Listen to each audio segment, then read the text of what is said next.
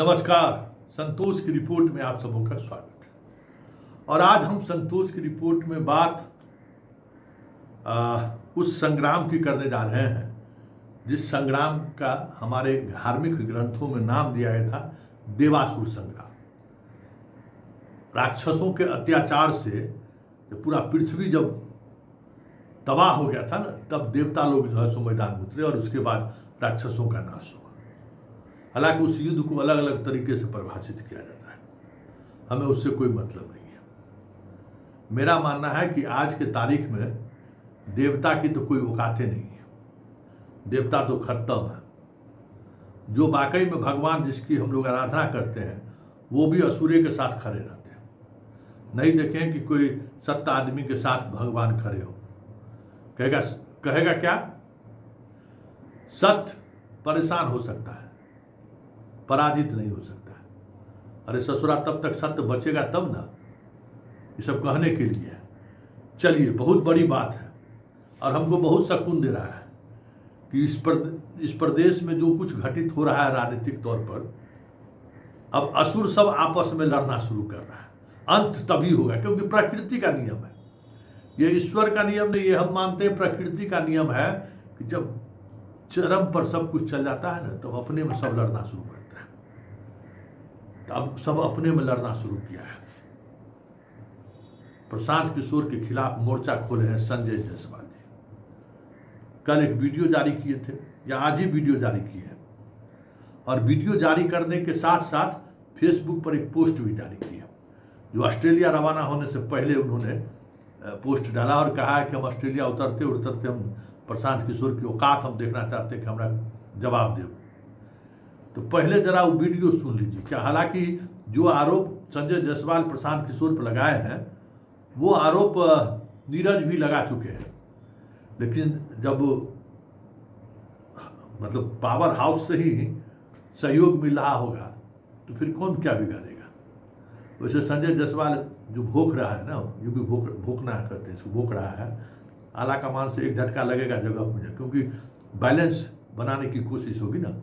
यही बैलेंस बनाने में बिगड़ता है, तब गैंगवार शुरू होता है। अपराधियों के गैंग में एक आम सहमति रहता है, लेकिन कितनों आम सहमति हो, कुछ न कुछ किसी न किसी से कोई गलती हुआ, बस उसके बाद गैंगवार छिड़ जाता है, फिर रोकना मुश्किल हो जाता है। तो समझिए बिहार का गैंगवार शुरू हो गया।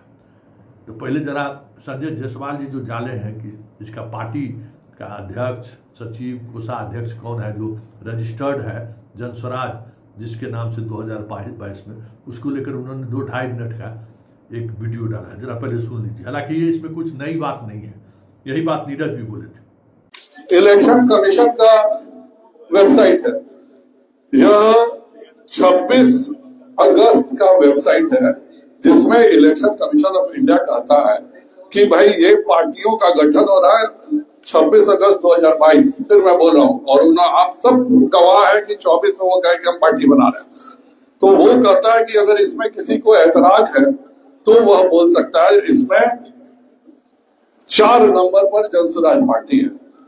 तो जिस व्यक्ति ने अपने पार्टी का जन्म ही झूठ, धोखा और फरेब से किया हो, तो वह आदमी कितना बड़ा धोखेबाज है। बिहार की जनता को किस तरह से वह पहले दिन से चुनाव उतरने, राजनीति में उतरने से पहले दिन से ही धोखा देने का काम कर रहा है। तो मेरा पहला प्रश्न है कि इस एडवर्टीजमेंट में जो इनके अध्यक्ष हैं शरद कुमार मिश्रा, महासचिव हैं विजय साहू, कोषाध्यक्ष हैं अजीत सिंह, ये लोग कौन है? आप बताओ भाई। 2022 में इन्होंने जनसुराज पार्टी की स्थापना की, तो फाउंडर तुम कैसे हो गए?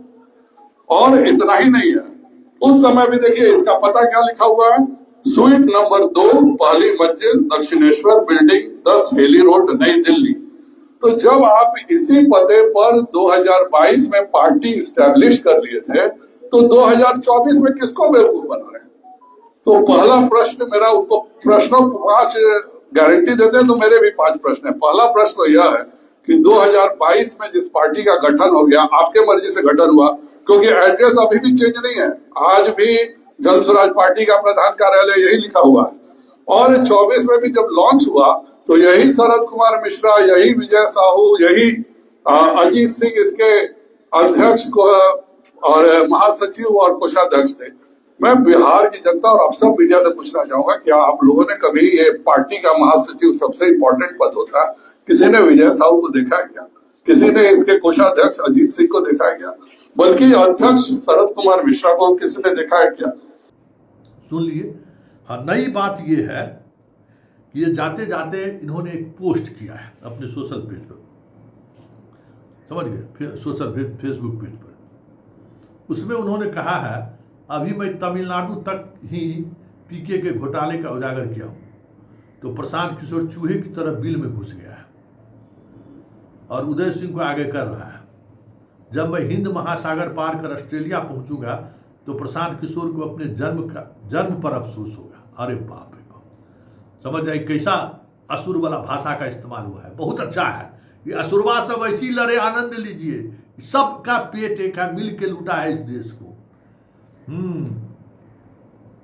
अब पीके ने वेद का अध्ययन तो नहीं किया, परंतु वेदाज का ज्ञान उसका बहुत अच्छा है। वेदाज क्या है भाई, यही समझेंगे। जीवन में ईमानदारी मेरी सबसे बड़ी पूंजी है। अरे बाप, संजय जायसवाल कह रहा है कि हमारा ईमानदारी बड़ी पूंजी है। चला धरती का फट जा रहा है भाई।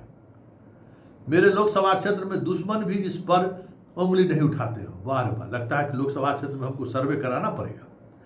मुझे जिस बात का सबसे ज्यादा घमंड है उस पर प्रशांत किशोर ने वार किया। अरे बाप रे, ईमानदार होने का इनको घमंड है। क्या बात, सुनिए रे असुर के देवताओं, सुन ले, अच्छा है भिड़ंत हो जाए। मैं उसे बता कर रहूंगा कि जब एक भ्रष्टाचारी चुनावी दलाल किसी ईमानदार नेता पर उंगली उठाता है तो उसका क्या अंजाम होता है। जितने पैसे लगाकर मीडिया मैनेज करना है कर लो, पर मैं तुम्हें छोड़ूंगा नहीं, क्योंकि झूठ का मकान कितना भी शानदार हो उसकी नींव नहीं होती है। वाह रे वाह, शानदार। प्रशांत किशोर देखना एकदम बिल में छुप गया होगा, समझ गए। अब एक शब्द नहीं बोलेगा ये भ्रष्टाचार पर, हम लिखा कर रख लो। ये कल पटना में था, ये प्रशांत किशोर कल पटना में था, पार्टी के स्ट्रेटजी का बैठक ले रहा था। और इस संजय जायसवाल के इस हमला के बाद प्रशांत किशोर जुबान नहीं खुलेगा बहुत जल्दी। एक तो हम इसका उजागर चरित्र कर ही रहे थे, संजय जायसवाल इसके पैदाइश पर सवाल खड़ा करके इसको औकात दिखा दिया। बेटा बोल, तुम अब आओ पटना में, करो प्रेस कॉन्फ्रेंस, कौन कितना बड़ा चोर है, मजा आएगा। क्योंकि आपस में जब तक ये लोग लड़ेगा नहीं ना, तब तक पृथ्वी संतुलित नहीं। कहते हैं कि भाई पृथ्वी जो है संतुलित होने के लिए भूकंप लाते हैं, तो ये सब है ना, राजनीतिक भूकंप सब है। लूट लिया है अपने तरीके से और पब्लिक को बेवकूफ बनाने चलाया। हम तीसरा विकल्प लेके आए। तीसरा विकल्प लेकर ही नहीं आया है, ये आया है कि सरकार के खिलाफ जो गुस्सा है ना, बार बार हम कहते हैं कि सरकार के खिलाफ जो गुस्सा है, वो गुस्सा वाला वोट जो है हमको मिल जाए और सरकार बने रहे, चोरन की सरकार बने रहे और पब्लिक को बेवकूफ बनाकर चलने फिर कमाने के लिए कहीं दूसरी जगह आईपीएक लेकर। ये यही है। लेकिन बहुत अच्छी बात है, संजय जायसवाल ने आज मेरा दिल जीत लिया। जियो हो संजय जायसवाल, समय रहते तू चुनौती दे के जो है सो बेटा को जैसे सब होशियारी बाहर कर दिया। अब आप बोलिए, अब बोलिए, अब उदय सिंह और बाकी सिंह को खड़ा करके जवाब मत दीजिए प्रशांत किशोर जी। आप अपने आके कहे थे ना कि जब शुगर का मौत बढ़ता है ना तो शहर की तरफ भागता, बड़ा डायलॉग देते थे। अब डायलॉग देने से काम नहीं, जाते हैं 14 जिला का आदमी को जुटा के भीड़ जुटाते हैं उम्मीदवार सबसे, 21,000 रुपया लीजिएगा। वाह रे वाह, अरे तोरा जो नहीं चिन्हा है सो चिन्ह लेगा। बहुत अच्छा। तो प्रशांत किशोर जी, संजय जायसवाल जी का ऑस्ट्रेलिया पहुंचने से पहले जवाब दे दीजिए। हम लोग भी उम्मीद कर रहे हैं कि आप जवाब दीजिएगा। लेकिन बिहार की जनता इस तरीके से कि फरेबी से सावधान रहिए, सब फरेबी है, सावधान रहिए। प्रशांत किशोर इसीलिए आया है, हम बार बार कह रहे हैं, ये संजय जायसवाल के टीम का ही कोच है। ये इतना समझ लीजिए, संजय जायसवाल भी किसी के कहने ही पर भोंक रहा है, ठीक ना। सब जो है ना फिक्सिंग मैच है, फिक्सिंग मैच फिक्स है। प्रधानमंत्री आ रहे हैं बिहार तो संजय जायसवाल जा रहा है ऑस्ट्रेलिया, क्या समझे हैं। अब बड़ा ईमानदार के हरिश्चंद्र बनते हैं, पूरा जीवन राजनीतिक ईमानदारी नहीं रहा, राजद से चुनाव लड़ना शुरू किए, वो कहते हैं हम ईमानदार हैं। खैर, उसके ईमानदारी पर सवाल नहीं है, सवाल सिर्फ इसी बात को लेकर है कि संजय जायसवाल जैसे भी हो, जिस वजह से हो, मैच फिक्सिंग ही क्यों ना हो, बिहार की जनता को आंख जरूरी खोल दिया है।